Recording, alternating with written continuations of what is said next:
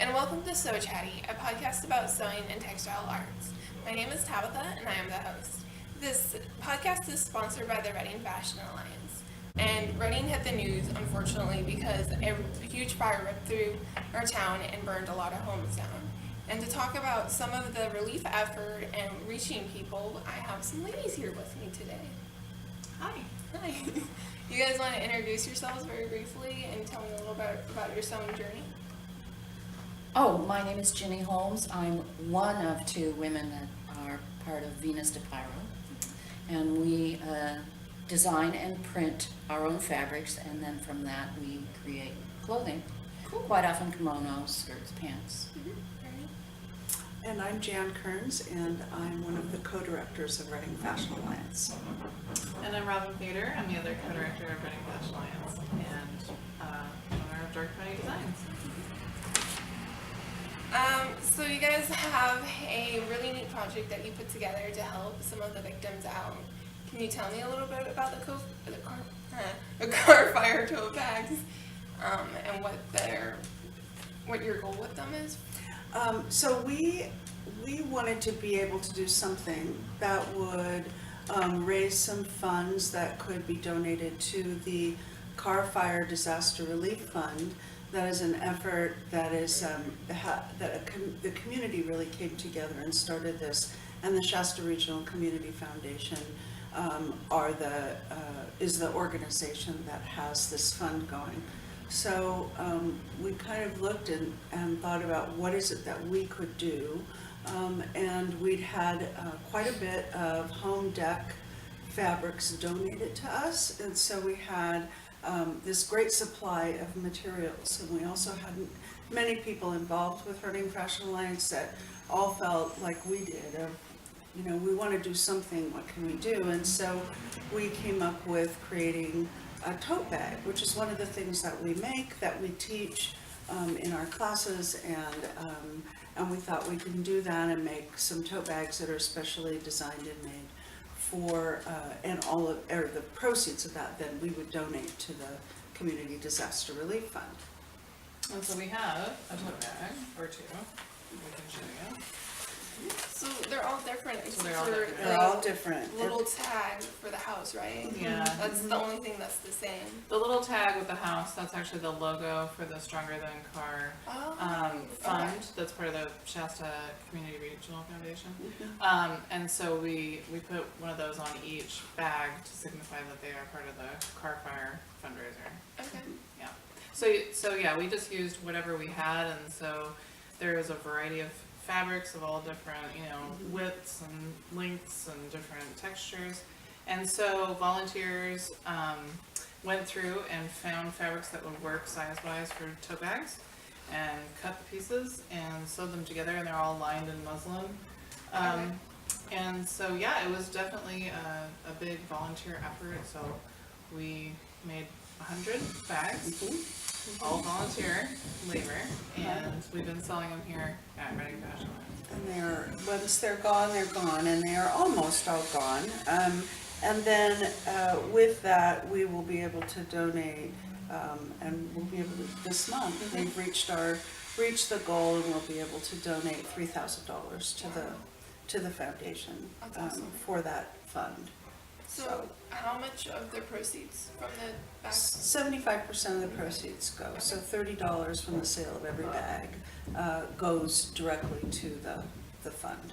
So And so, Ginny, you helped make the bags, correct? Yes, I got really good at the linings. she did.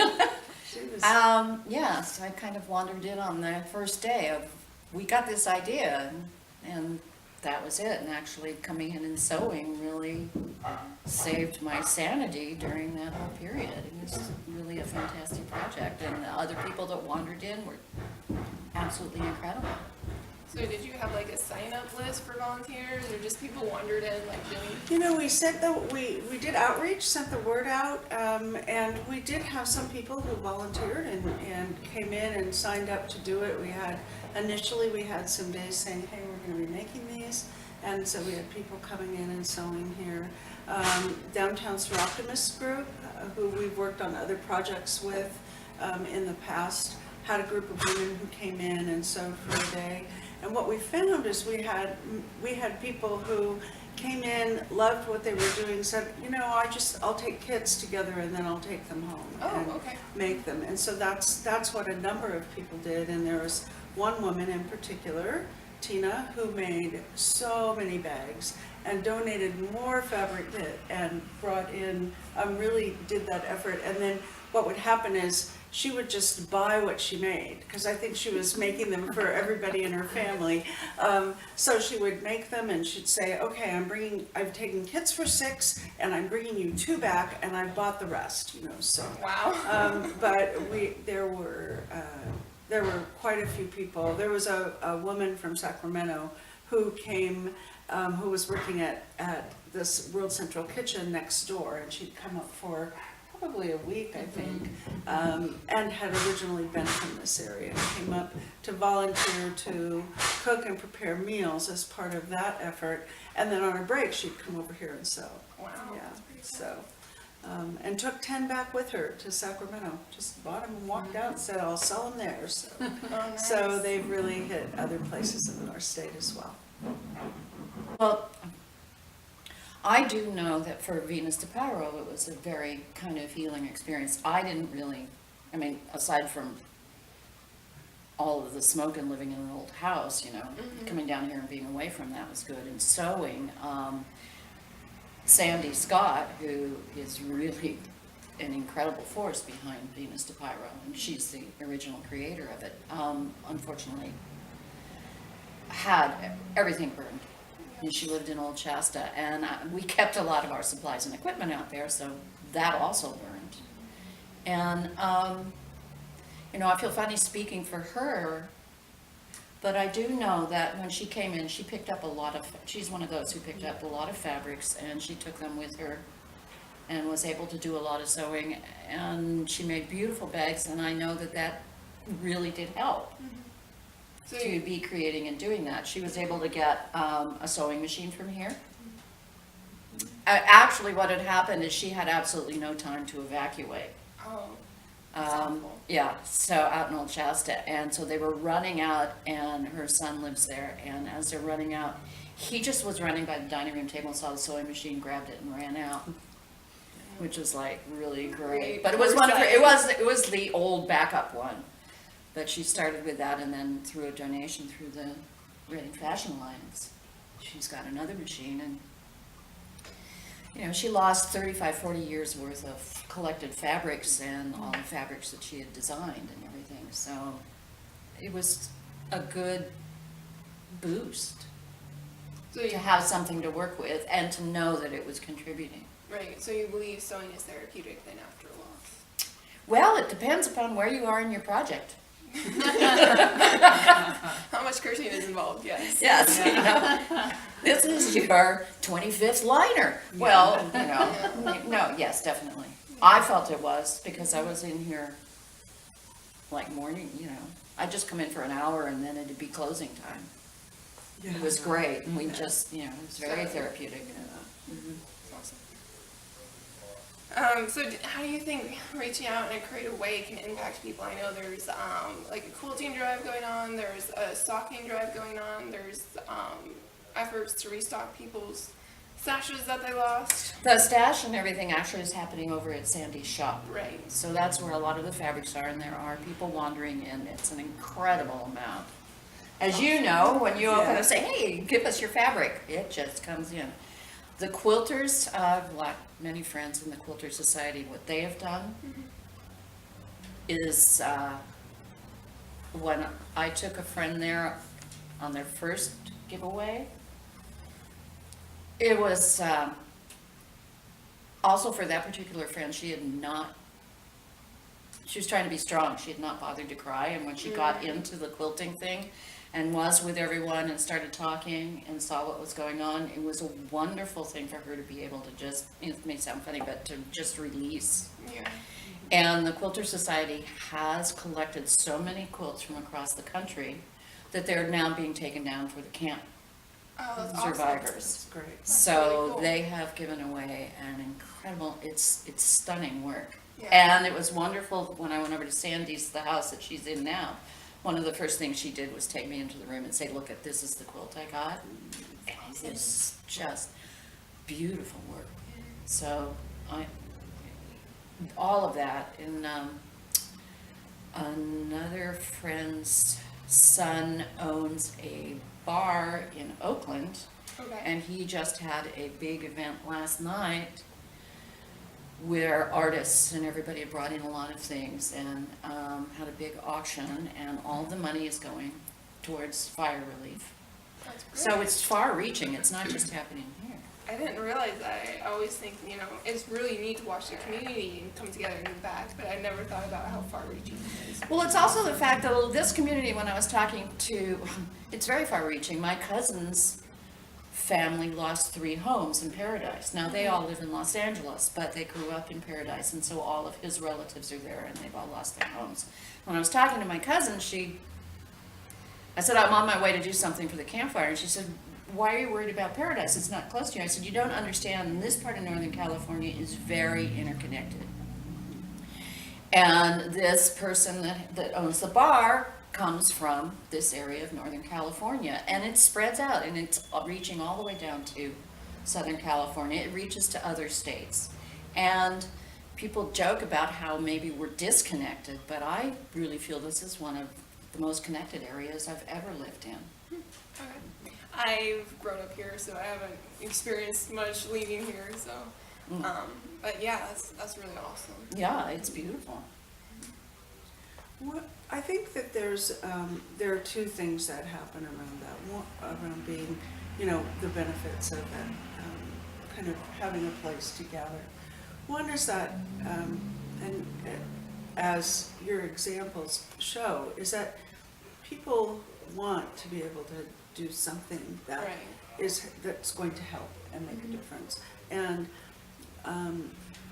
having those ways to do that is a way that kind of really brings some cohesiveness and helps people who have experienced loss, but also people who have not experienced loss but want to help there. Right. And so I think that it brings that, and I think that what we've seen here, when people have been able to come in, is it has been a place to just be, to come in and make something if you want to just talk with other people if that's what you need to do. And it's just there's a spirit of, it's a kind of a sense of community, and it's a great place to just come hang out and do what you need to do.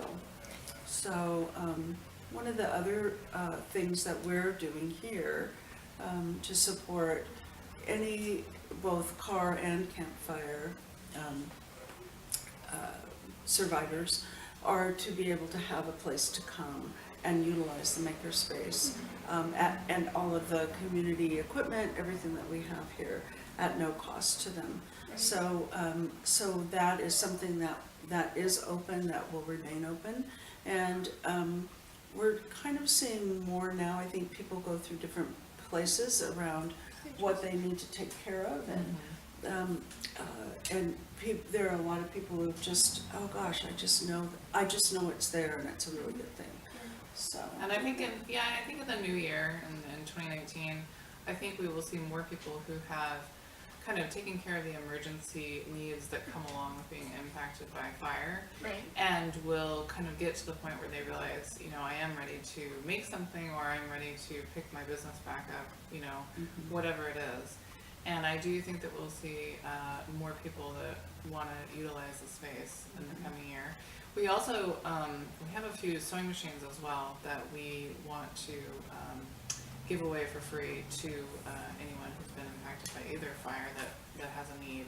So we're going to be implementing that program as well. Because we really do want to provide people with everything they need if they do want to create, they do want to sew. And I think that that's something that I hope will have an impact in this next year. Yeah. I really think you keep the word out there, you will have an impact, because I also have really good friends who were burned out in the Tubbs fire. And they're going into their 2nd year now, and it's only now that, Right. you know, everybody rushes in for the immediate, and we Right. think about what can we do right now? And it really, it's the same thing as, it's so good for the Regional Community Foundation to have a fund that is long-term. And RFA has a vision that's long-term. Right. And letting people know, because you just don't become really conscious of what's needed until well after something catastrophic has happened. There's no preparing for something like fire that comes through. And Yeah. whether like you're mentally prepared or just ready, there's no way because you never know when it's gonna happen. And yeah, I have family in the Santa Rosa area, so it was startling to watch that fire, and then to have it here was mind blowing. But yeah, to have that long reaching kind of, I mean, the fire happened in the summer, and here we are in Christmas time, but it's like you stop and you think about, okay, these are millions of, well, not millions, but a lot of people celebrating Christmas without a home, without a tree, without the ornaments they've had for years, and that's just really tough. So yeah, to have that long-reaching mindset is really I important. think it's also maybe a little tougher on creative people and artists. Yes. You know, because not being able to create in that time of stress and trauma and all of that, you know, it just kind of compounds the situation. And I think it's different for everyone too. You know, there may be some people who are ready. You know, I was actually really impressed with Jenny because, you know, in the midst of all this disaster, you were in here sewing all these bags, and then you'd go home and figure out how to make new, you know, natural dyes, and you were eco-printing and coming in every day and like, look, I just made a new thing. Oh, I just made a new thing. Oh, I used a different technique. And then I thought, wow, you're using the fire, you know, like just use what you got and made it work, and actually made some new things you probably wouldn't have otherwise, which I thought was really cool. So I mean, I think as artists and creative people, we kind of take what you got and make kind of something out. You know, it's just, I knew this place was here, and getting other people to know that the place is here. And I know this is gonna sound really funny, but I was with another person in here, and in the middle of all the stress, we both realized, you know, one of our favorite things to do is rip fabric. And it's such a, you know, and we had scraps of fabric, and we were like showing kids, look, you can do this, and we were ripping, and it was really like, that's therapeutic. You know, it sounds so simple, but all of a sudden we both just discovered we can release all this tension by So, yeah, it's, I mean, thank you very much for saying that, but I don't think I would have been able to do it had this space not been here. Because there's still, no matter what, I mean, I couldn't go home for a while. I mean, my house is still there, but I couldn't go home, and there's still that tension. And then when all of your friends Yeah. Right. are just, yeah. Yeah, I mean, for me, I always think being creative is a stress relief. So to have that available, I think is very important. And also on the flip side, being not a girl of wealth, being able to create and then give back that way, I think is also important because I may not be able to financially give. And so to have that, like, my natural thing is to make something and then give that away. I think to have those drives, I think is neat. And there was also, I know a lot of people who are buying these bags. I know that they are not people who have big budgets. Right, But it right. was wonderful because they were buying something that was really beautiful, knowing that many of the pieces were actually being created by people who had been burned out. Yeah. And they were also like very functional. They were buying them as gifts. They were doing all this, so it was it addressed so many needs. It was Right. great.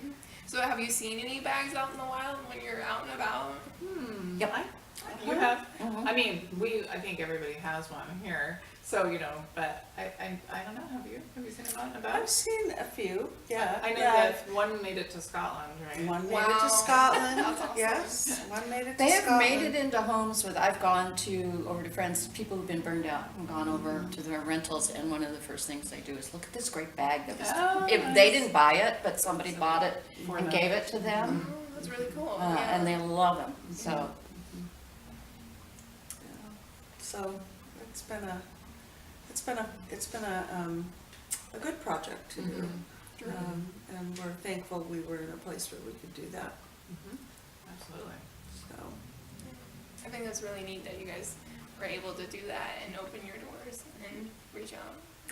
I think the other part of it is that it's knowing that no matter what, if there's always a way that you can do something. You know, when things come up, there will always be disasters, there will always be things that happen, and oftentimes when you're outside of being a direct, have a direct impact from that, there's still a way, but you want to do something. Right. There's always a way that you can. And that's another part of, for people, no matter where they were at or what their own means were, there has been an opportunity for them to be a part of that. And I think that that's been therapeutic as well. I think it's also, okay, I belong to a group, it's a Textile and Fiber Arts Network. And it's a cool. woman out of Paducah, and she has been promoting the car bags internationally. Wow. Wow.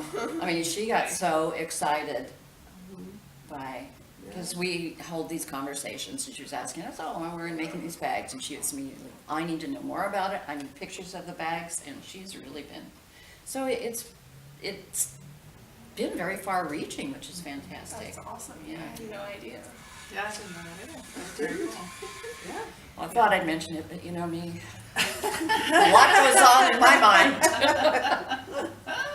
Well, thanks for joining me here today and spending some time with me. And thanks for watching.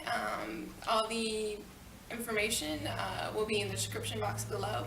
And you can follow the podcast on social media. We are at So Chatty. And if you have any questions, you can email them to me at sochattypodcast@gmail.com.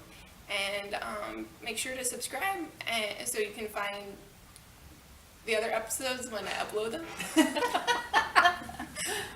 And have a very Merry Christmas.